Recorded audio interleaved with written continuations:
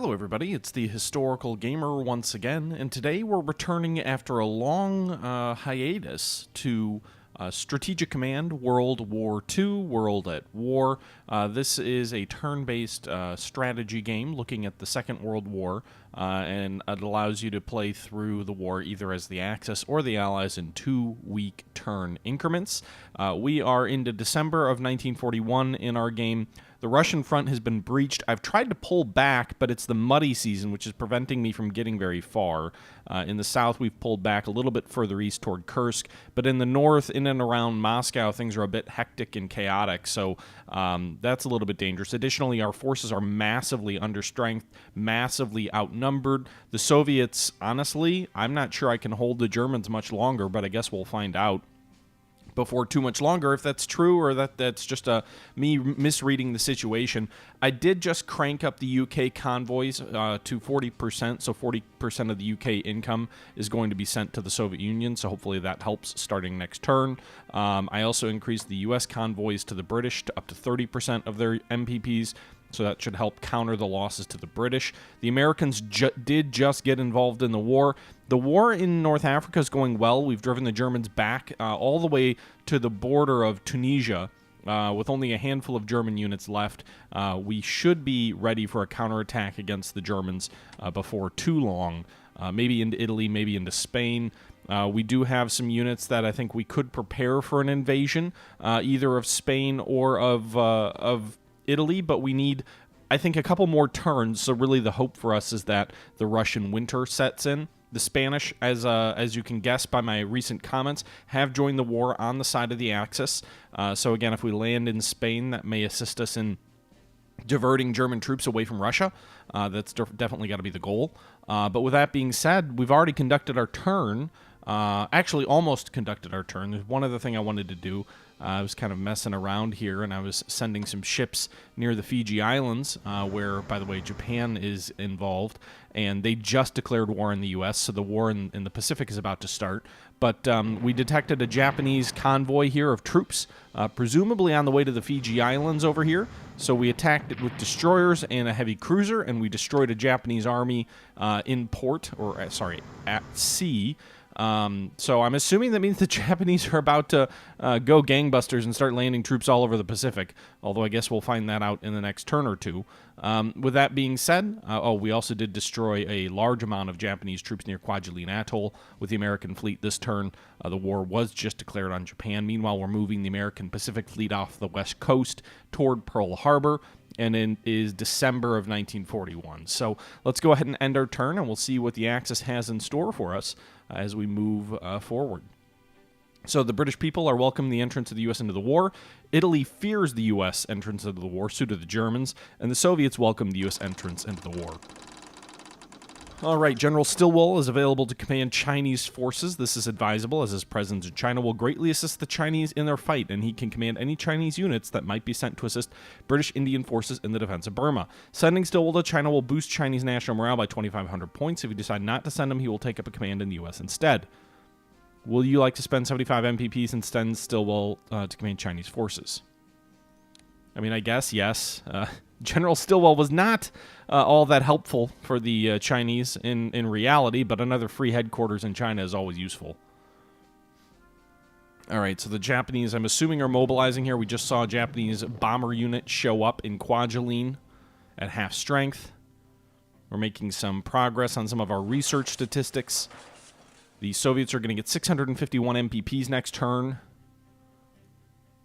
so that's good. We definitely are going to need it to help rebuild our forces and reposition our forces. We'll see what we have left after the Germans continue their assaults east. You can see here German troops move into Kharkov. Italians move into Gomal. Cavalry moves into Orsha. The Germans take Sevastopol. Japan is declaring war on the Dutch East Indies. The Germans just railed some garrison troops forward of Kharkov, which I don't really care. Japan's declaring war on the Philippines. You can see 3 army units off the coast of the Philippines there. You can see American forces are mobilizing in the region, including a cruiser force there. Japanese are also declaring war on Thailand. Did they declare war on Thailand? I thought the Thais joined the Japanese. Or did they quickly take them over? I'm not sure. Meanwhile, Japan is declaring war against all the small possessions in the South Pacific. They're declaring war on Hong Kong, which we don't have any troops there. Apparently, there's a British garrison there. Japanese ships are moving into various bases here. They're bombing Manila with a carrier there.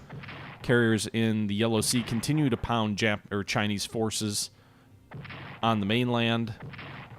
Carriers in the Sulu Sea are attacking our forces there. Meanwhile, a British battleship in the Bay of Biscay is sunk by German surface forces there. That's a big loss.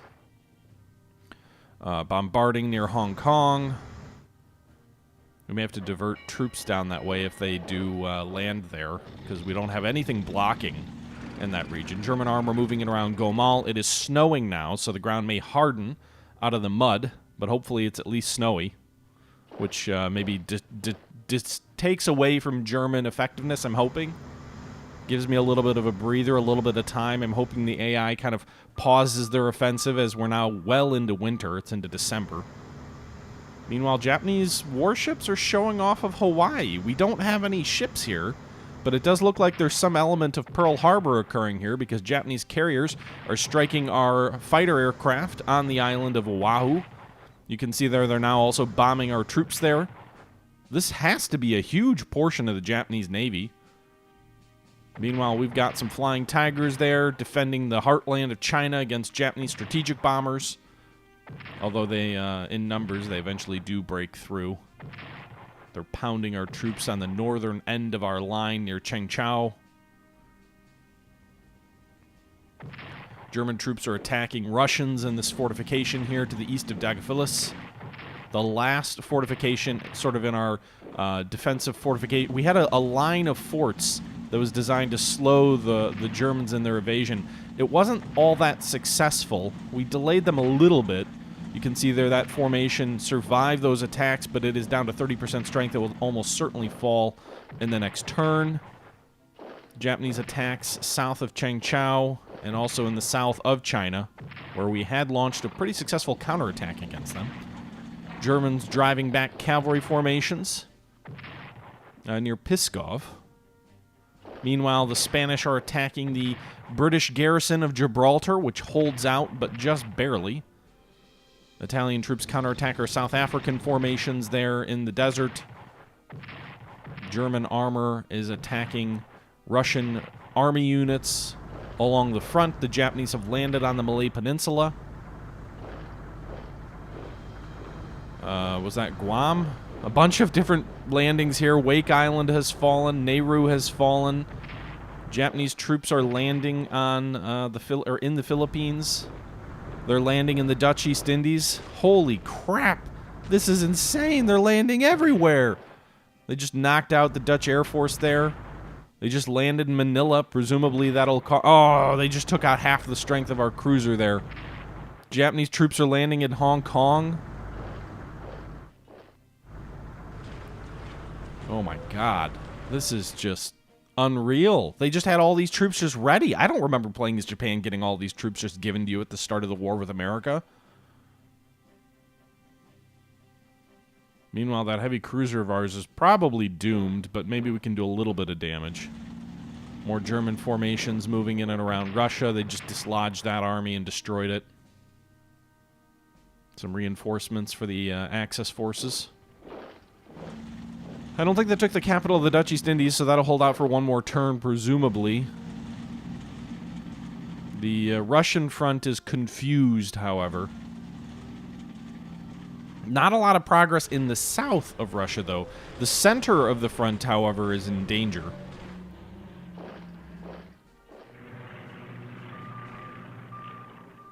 Japanese subs off the coast of Australia. All sorts of movements of different formations. So it looks like there's 3 carriers, 3 battleships, a heavy cruiser, and a light cruiser off the coast of Pearl Harbor.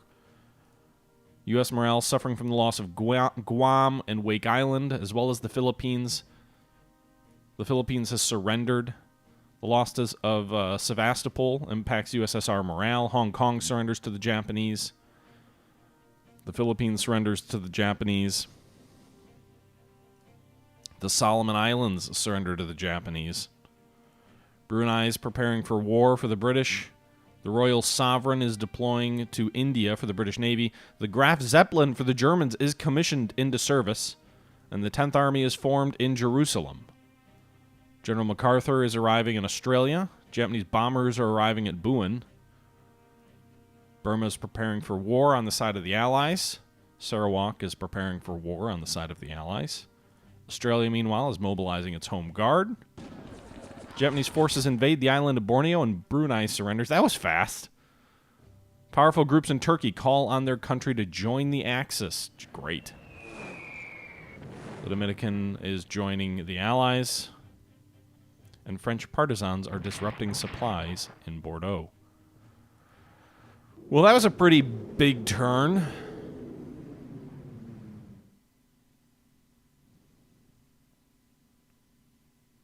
General Winter, please come save the Soviets. Lots of events. Oh my god, 3 lists of them? 4? Intelligence reports. Oh, I forgot the Spanish have troops in North Africa, too. Huh. The upcoming conference in Rio de Janeiro with several Latin American countries could give us a platform to openly encourage some of them to join the war effort. Most Latin countries are divided, and some contain strong pro-Axis sentiments, but some Argentinian financiers and industrialists appear to favor us. With a little support that could gain sufficient strength to win the upcoming elections. Yeah, I have to do something to keep them pro-allied. Meanwhile, the Australians get some special forces, and the Indians get a corps that's arriving this turn. So we'll deploy that Indian corps on the border with Burma. We're going to move them into Burma in the next turn or two. The Australian special forces, meanwhile, will definitely deploy there. So we probably saved Fiji with that cruiser action there.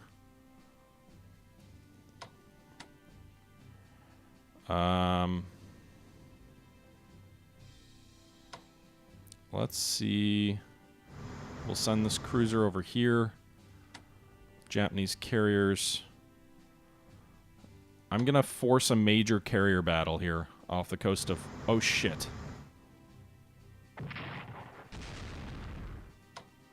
Off the coast of Hawaii. God damn it. Alright.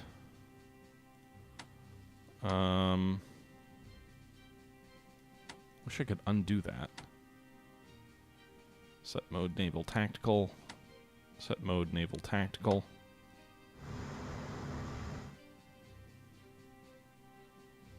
Alright, let's go after the enemy carriers. We'll get escorts from this carrier of ours that we just moved down that way. That should help our attacks against them. Nice! 50% casualties inflicted on the enemy there. We'll go after this enemy light carrier now with our second airstrike for this carrier. Okay, these guys are going to move down here.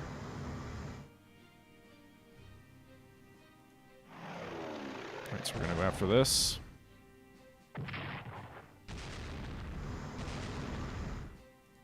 Can we finish off this enemy carrier? Not quite.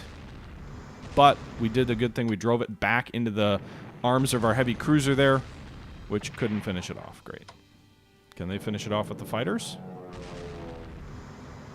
No. Alright, we'll send a destroyer here to finish this carrier off. We got it. We'll send another destroyer here to attack this enemy carrier. Didn't quite finish it. Has not quite been as decisive as I had hoped. What I really probably should have done was use my carriers against the enemy battleships. Because now all I'm doing is setting up a surface action against their battleships. Which may not really favor me. Of course, if I wipe out their carriers first, then a secondary battle would probably favor me pretty heavily. Because they won't have any carriers left.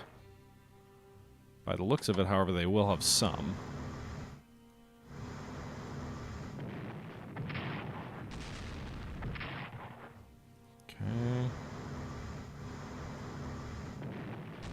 God damn it, I couldn't finish it off? Really? So they've got a 1 strength carrier left with a 5 strength air wing, and they've got a 10 strength carrier left. We did sink 2 of their carriers, but we suffered quite a bit of damage ourselves. They could probably finish off 3 battleships at least next turn. And then my air wings are going to be too weak to do much else. That was not the trade-off I had been hoping. I thought that was going to go way better. Damn it, part of me wants to reload the save. I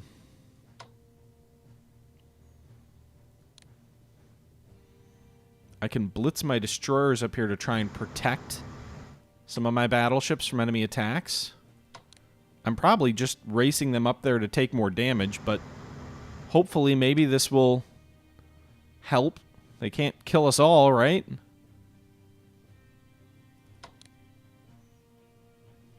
Yeah, but these guys won't even get there if I try and race the Australian Navy that way. They won't be there in 2 turns.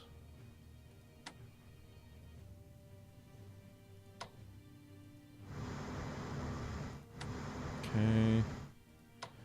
Meanwhile, I'll move the Aussies up here to protect Port Moresby, I guess.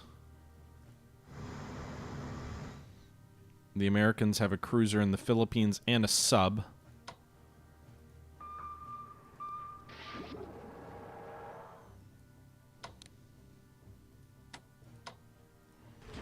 Move that headquarters unit forward. Even though it's going to die, it won't hold Corregidor for another turn, but it does allow my cruiser to get out of there and inflict some casualties on that enemy formation there. That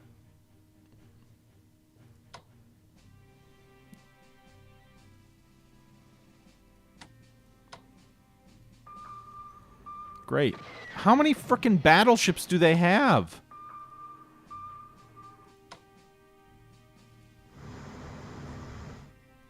I mean, the Dutch Navy can't do jack.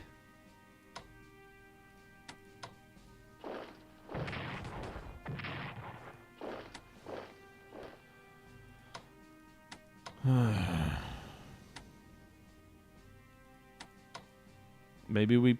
Well, the thing is, I think if the Dutch East Indies surrender, then I don't think they can do anything either. So I'll just have these Dutch cruisers attack Japanese destroyers and do what little damage they can. Because they're all going to go away in a turn or 2 anyway.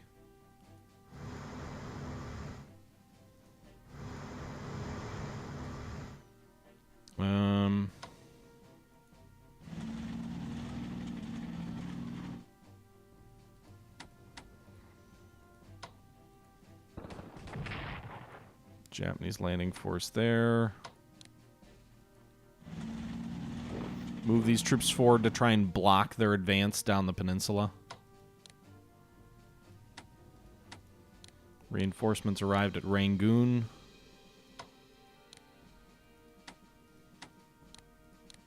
Reinforce the battleship there. Move my own troops south into Burma. Really need an Indian headquarters unit down there, which I don't have. We do have a heavy cruiser and a battleship that just that are in the Bay of Bengal. So that should be 2 battleships and a cruiser there. Should be helpful, I think. Alright,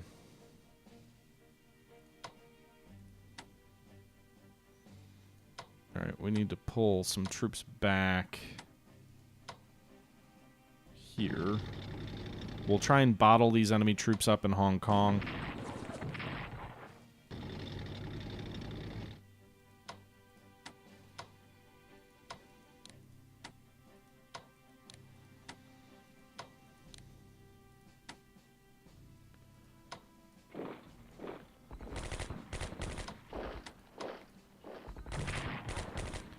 Trying to inflict some casualties on the Japanese here in the south near Fuzhou.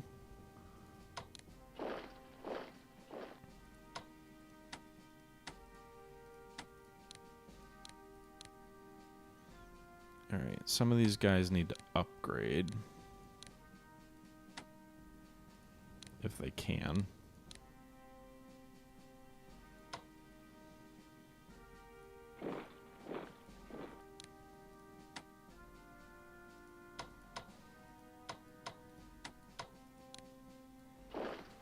Okay.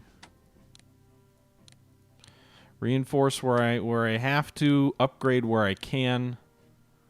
That's the story in China.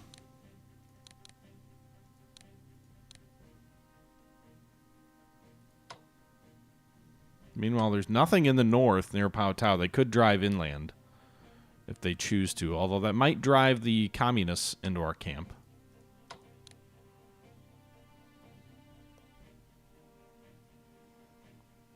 Move these guys north. I need to get these headquarters units closer to the front.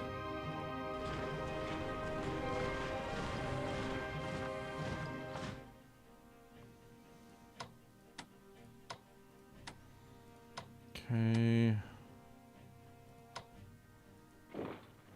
Alright, we'll move there and attack those bombers.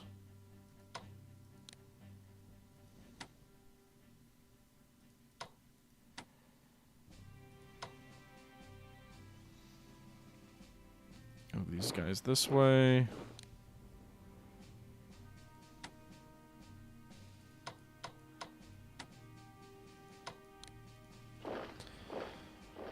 Okay, so that probably takes care of China. We've spent all the money there at the very least. India, I've got garrisons along the coast. I'm trying to move troops into Burma to stop the Japanese advance there. I need a headquarters unit there, really.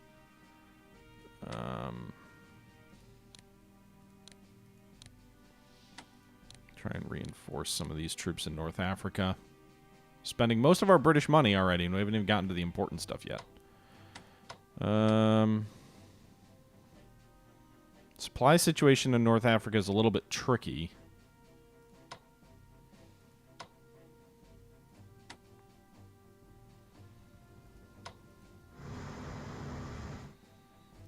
Trying to ensure that we starve them out.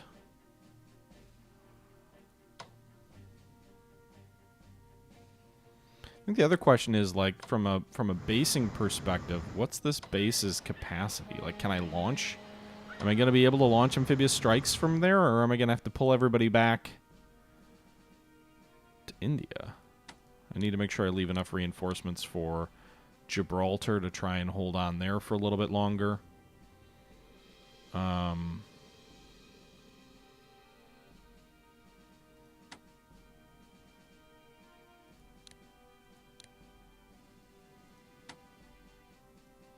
Gonna try and launch a landing. This is gonna be more of a raid, but it's gonna be at Spain. I'm also gonna set some American troops up for long-range transports.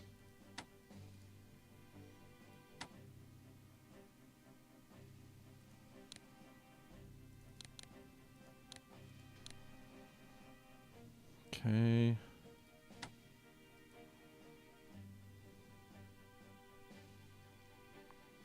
Yeah, so I think in the next couple of turns, I'm going to start trying to launch an amphibious invasion of Spain with a shoestring force. The American Navy on the East Coast is going to be involved. We're going to send 1 mechanized unit, 3 army units, and 1 mechanized unit of the Americans. We'll send 1 British amphibious unit, and we're going to land in Spain and try and knock Spain out of the war. We'll try our best.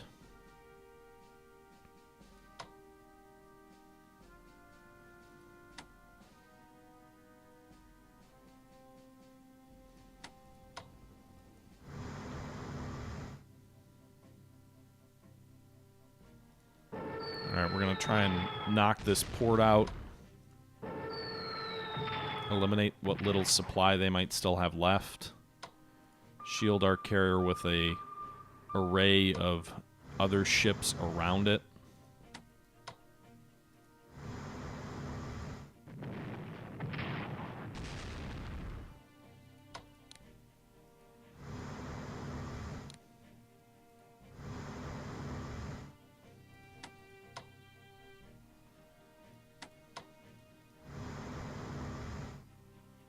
I mean, I don't think I need more units in North Africa, to be honest.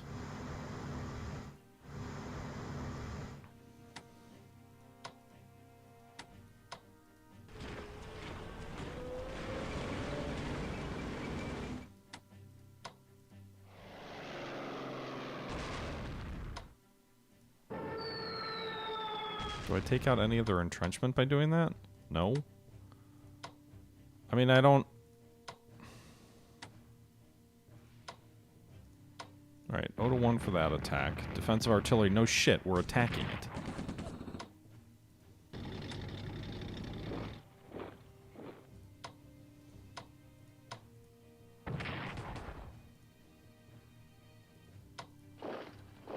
Got it! Nice. Okay, so we knocked out that enemy unit. Meanwhile, we, I think we damaged one of these other units.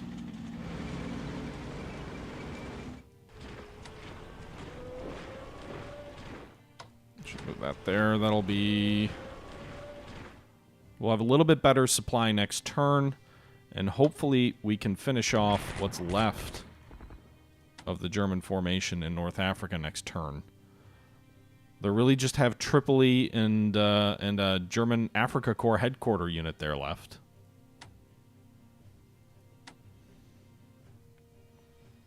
Meanwhile, off the coast of Britain,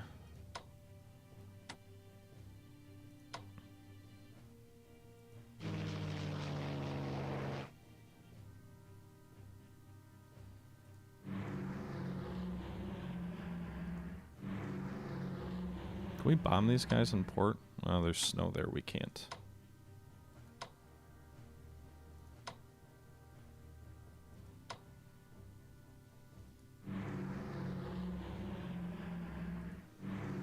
Just doing a little bit of recon there over the Channel coast. A little bit of reinforcement for our battered units there. We'll have to prepare what's left of the British fleet for the cross... I don't know if it's Channel, cross Bay maneuver there. I mean, the Americans have largely done what they can at the moment. I'm really disappointed in that battle against the Japanese. That may be decisive, unfortunately. We've already done our Chinese stuff. We did our American stuff. We did our British stuff, so now it's the Soviet turn.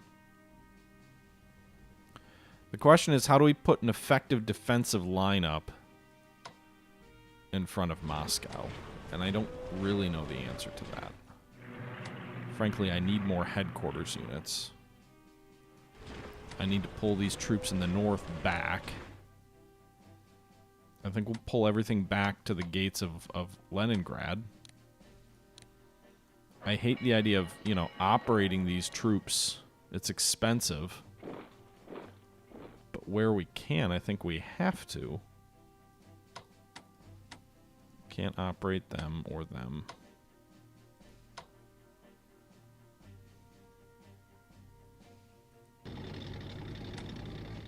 Okay. And there's no way I can build, like, an actual wall. We'll spend a little bit of reinforcements here, just hoping that we take up 2 enemy attacks, I think.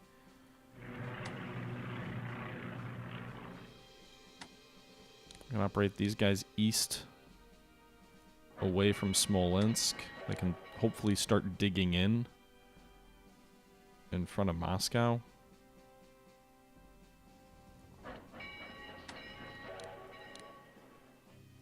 Get as many of these units out as we can.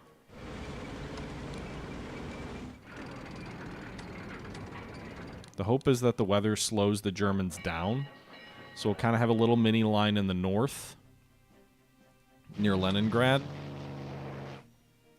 Then another one south toward Moscow.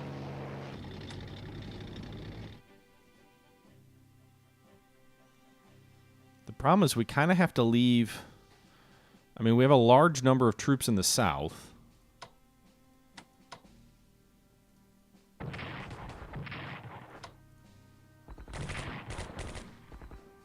All right, so we just knocked out that German unit near Kharkov. I think we operate this guy north.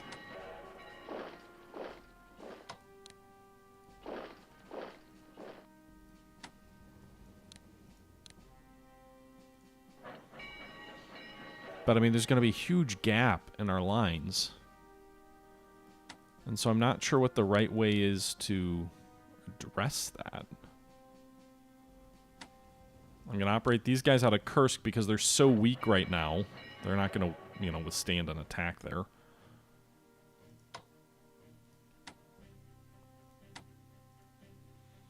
So we've got a headquarter unit in the south with a good formation down there. Maybe we even pull back toward Vorzhev and Stalingrad. I don't want to allow them to just head into the Caucasus. But that gives us a shorter defensive line. These guys could probably form up along this river line for a semi-coherent front line.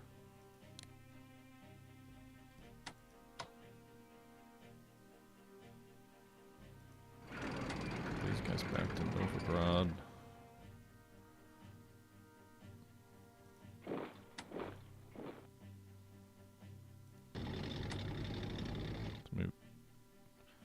Got a couple of gaps there.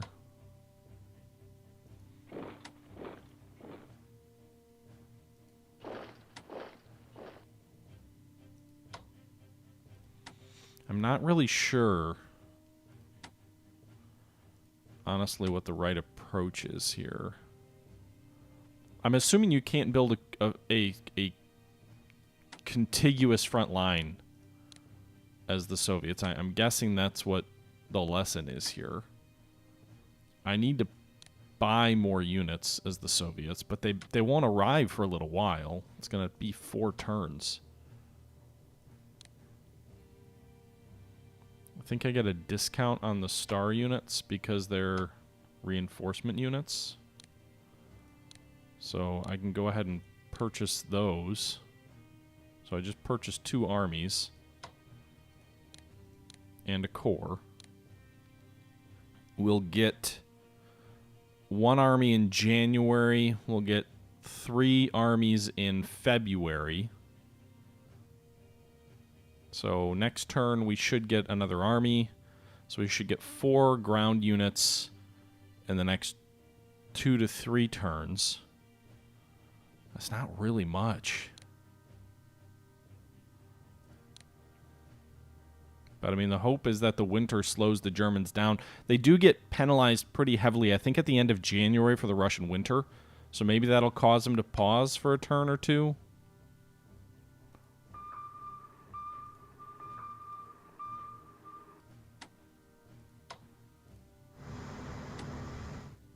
We'll send our fleet out here to raid their commerce. Meanwhile, for the Indians there, they can build a new Indian army, which will be nice to have. I'm not really sure. I think, honestly, for the Russians, I'd be looking for some advice from you guys on what to do next. You know, I guess I kind of don't have a lot of other options this turn, because I already kind of went, but let me know what you guys think I should be doing, because I'm really not sure.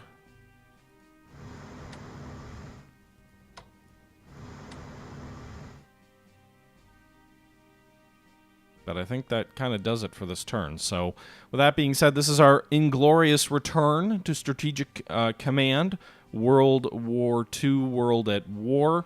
We're still trying to plan a counterattack. We're forming up a not inconsiderate attack against the Spanish. Probably a weaker force than they have, but better trained and equipped. And if we can bring our North Africa formations in, then we can definitely overwhelm Spain and really open up another front and try and move into the soft underbelly of France. The one thing is the Vichy government, the problem with invading Spain then is you only have a 1-hex front into France unless you declare on the Vichy, which I don't need more enemies, frankly. So I'm not really sure what the right approach is there. I guess we'll see.